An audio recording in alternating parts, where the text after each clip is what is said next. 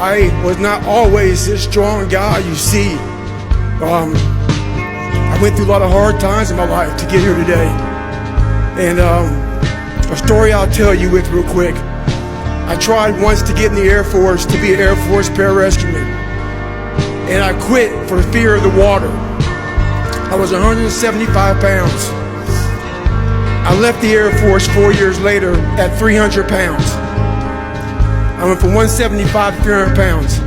There's a long story in there on how that came to be. But I sat around and read a book on the Medal of Honor.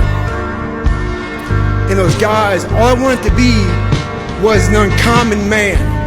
And my whole life, I was not that. Much worse than that. I read stories about men like you, Doc, who had the courage to jump on grenades and stuff like that.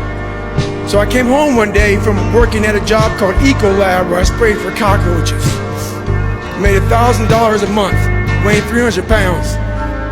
And I got home and I watched a show on Discovery Channel of guys carrying boats and logs, Navy SEAL training.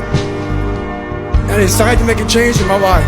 And I called the recruiter up and he asked me these questions. He had to meet a certain age, like a certain height and weight limit. I was 6'1" and 300 pounds. He laughed at me. 7 other recruiters laughed at me. One recruiter finally said, "Come on in, I'm too busy to talk to you on the phone." He didn't know how much I weighed. I walked in the recruiter's office and he looked at me and he said, "You're fat and you're black."